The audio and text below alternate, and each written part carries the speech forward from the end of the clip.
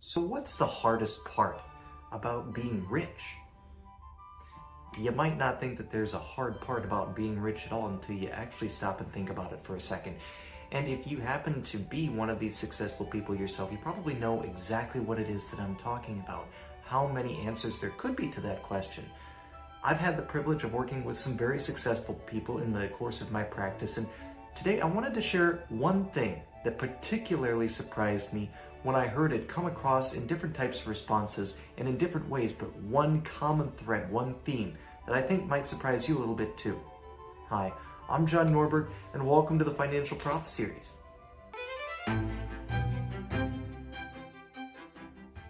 So, what is it about being particularly successful in life, rich, as you might say, that is the hardest thing ever? Well, I've got a lot of answers when I've asked various different ways of requesting that information from people and say, hey, what is it about this journey that's the most difficult part? And you get different answers, right? The time away from family, the sacrifices I had to make to get here. But one of the ones that surprised me a good bit the first time I heard it, I just didn't know what to think.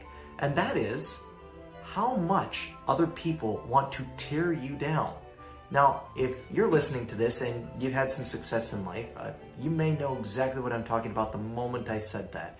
But to go into that a little bit further, what I mean is people who see what you've done, see what you've built, and maybe they're jealous or envious or don't want to see you succeed for one reason or another.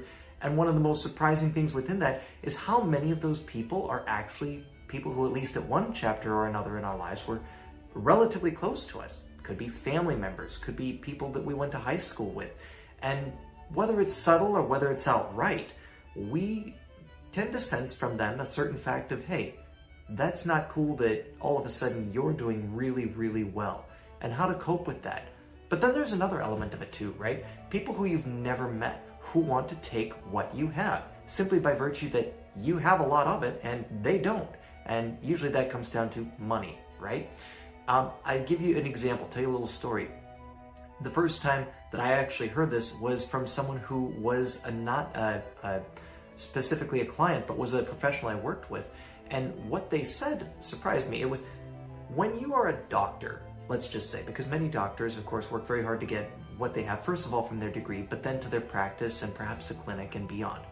When you're a doctor, and let's just say you're driving home from work, and the breeze is blowing, it's a nice day out, unlike it is in January when this video is being filmed and it's very cold, and life is good. You just had a good day at the practice, helped a lot of people, when all of a sudden, as you start to merge into another lane, another car comes right up behind you and slams into you.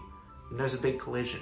And thankfully, let's just say you're okay, you're able to stop the car, get out, check on the other car, and make sure that no one's hurt. And one of the first things that you might be inclined to say as a doctor is, hey, I'm a doctor, can I help? But believe it or not, that's something that you're actually not always supposed to jump right in with, at least the first half of it, right? The I'm a doctor part, you see, is what can immediately spark in the mind of the people who are hurt, if indeed they are, that, hey, this guy has money. And whether or not they're the ones at fault, what oftentimes happens is whether or not they might have been inclined to sue before, now all of a sudden there's a real motivation because they think that they can get some real money out of you, especially if you're a well-known doctor in the community, as many happen to be. So what is it?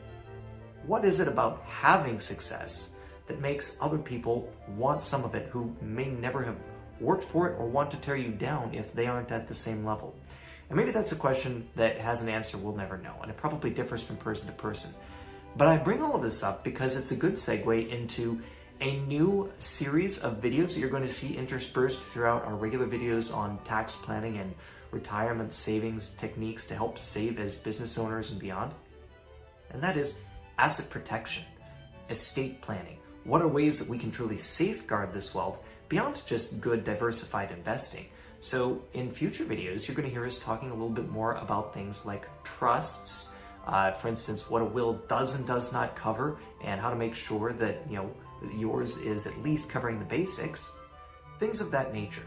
So if that's something that appeals to you, if asset protection is high on your list of things to look into, learn more about, or get done this year or beyond, then you're going to want to make sure that you do subscribe if you haven't already. And if you have, great, thank you very much. Let's make sure you keep tuning in as we continue to release new videos, because again, this new theme, asset protection, is going to become even more important, especially as more and more of us continue to experience success in our lives, and especially as the year rolls forward, there may be some future law changes coming down the pike, especially with the new administration in place.